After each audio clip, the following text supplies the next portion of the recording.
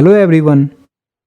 Constitutional development of India, इसकी बात करें तो इसका डेवलपमेंट स्टार्ट हुआ 1773 रेगुलेटिंग एक्ट से और ख़त्म हुआ 1947 में। लेकिन इसको हम लोग दो हेडिंग में पढ़ सकते हैं। पहला कंपनी रूल, दूसरा क्राउन रूल। कंपनी रूल क्या था कि ब्रिटिश पार्लियामेंट ने जो भी कानून बनाए वो किसके लिए बनाए थे? ईस्ट इंडिया कंपनी के लिए। 1773 से 1853 तक जो भी कानून आया वो कंपनी के लिए था, इसलिए हम लोग कंपनी रूल के तहत पढ़ते हैं। और 1858 से लेकर 1947 तक जो भी एक्ट पास किया गया उसे हम लोग पढ़ते हैं under the heading of British crown rule. आज हम लोग देखेंगे कंपनी रूल के बारे में। तो सबसे पहले आता है रेगुलेटिंग एक्ट ऑफ 1773। यह एक्ट लाया गया इसलिए कि ईस्ट इंडिया कंपनी को रेगुलेट किया जा सके।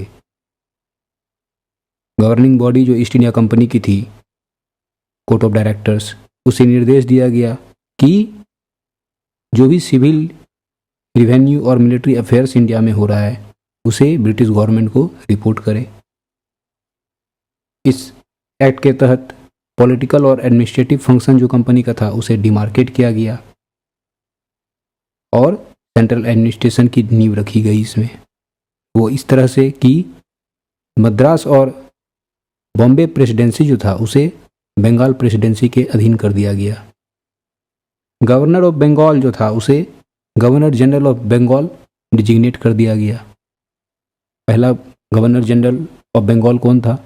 वारन Hastings. Governor general of Bengal को असिस्ट करने के लिए 4 मेंबर की एग्जीक्यूटिव काउंसिल बनाई गई, जिसमें कोई सा भी decision majority of the council लेती थी। कभी टाई हो जाए तो उस केस में गवर्नर जनरल वोट करता था। इस एक्ट के तहत 1774 में एक सुप्रीम कोर्ट बनाया गया एट फोर्ट विलियम इन कलकत्ता, जहां एक चीफ जस्टिस था और 3 जज था। तो पहला चीफ जस्टिस कौन था? वो था सर एलाइजा इम्पे।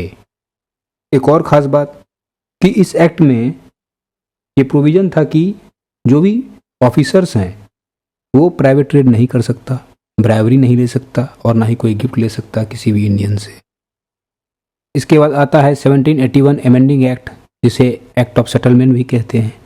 ये एक्ट रेगुलेटिंग एक्ट में जो भी ड्रॉबैक था उसे सुधारने के लिए लाया गया था, लेकिन इससे भी कुछ खास फर्क नहीं पड़ा। तो फिर आया पिट इंडिया एक्ट ऑफ 1784। इसका फीचर्स कुछ ऐसा है कि इसने पॉलिटिकल और कॉमर्शियल फंक्शन जो कंपनी का था उसे डिमार्केट किया। तो इस तरह से कह सकते हैं कि इसने इस्टेब्लिश किया a system of double government. Commercial affairs जो भी था उसे मैनेज करने के लिए कोर्ट ऑफ डायरेक्टर था और एक न्यू बॉडी बनाई गई 6 मेंबर की, जिसे बोर्ड ऑफ कंट्रोल कहते हैं। वो पॉलिटिकल अफेयर्स को मैनेज करती थी। और पहली बार कंपनी की जो टेरिटरी थी इंडिया में उसे ब्रिटिश पोजेशन इन इंडिया कहा जाने लगा।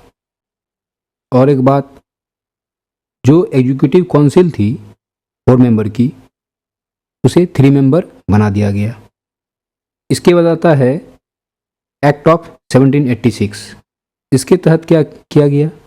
गवर्नर जनरल ऑफ बंगाल को ये पावर दिया गया कि वो एग्जीक्यूटिव काउंसिल के डिसीजन को ओवर रूल कर सके in the matters of safety, peace, interest of British empire in India. और गवर्नर जनरल ऑफ बंगाल को कमांडर इन चीफ का भी पावर दे दिया गया। और पहला गवर्नर जनरल कौन था जिसे ये पावर एंजॉय करने का मौका मिला? वो था लॉर्ड कॉर्नवालिस। फिर आया चार्टर एक्ट ऑफ 1793। इसमें कॉमर्शियल मोनोपोली जो कंपनी की थी उसे फर्दर एक्सटेंड कर दिया गया 20 साल के लिए। इसके बाद आया चार्टर एक्ट ऑफ 1813। इसमें बहुत ही इंपॉर्टेंट स्टेप लिया गया। कंपनी का जो मोनोपोली था ट्रेड करने का इन इंडिया उसे खत्म कर दिया, except trade of tea and trade with China.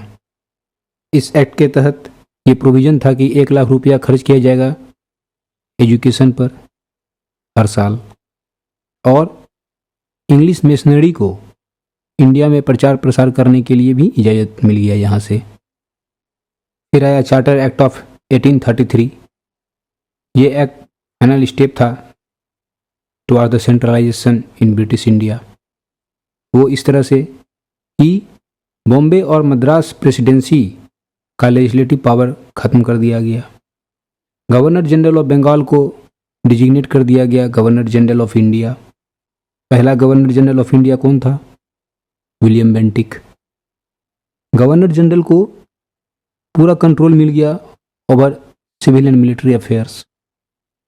और गवर्नर जनरल के एग्जीक्यूटिव काउंसिल में एक फोर्थ मेंबर को इंक्लूड किया गया एज लॉ मेंबर। तो पहला लॉ मेंबर कौन था? मैकॉले। और गवर्नर जनरल ऑफ इंडिया को एक्सक्लूसिव लेजिस्लेटिव पावर मिल गया for the entire British India.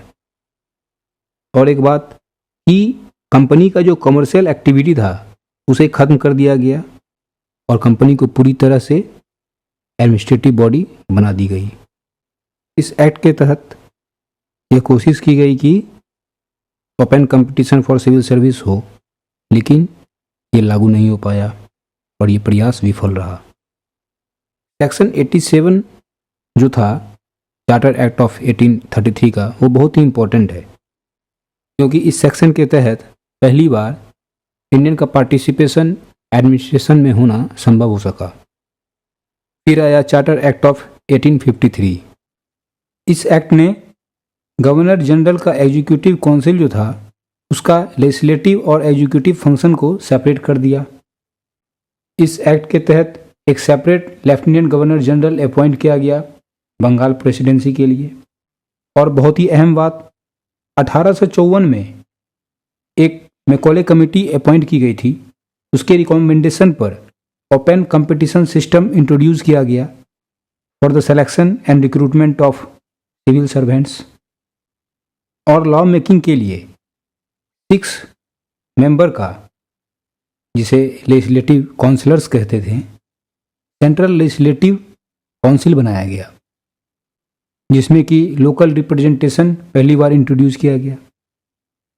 4 member इसमें लोकल प्रोविंशियल गवर्नमेंट्स जैसे बॉम्बे से, मद्रास से, बंगाल से और आगरा से लिए गए, और 2 मेंबर को अपॉइंट किया गया बाय द ब्रिटिशर्स। तो ये सारे कुछ प्रोविजंस थे फ्रॉम द रेगुलेटिंग एक्ट 1773 से लेकर 1853 का चार्टर्ड एक्ट तक।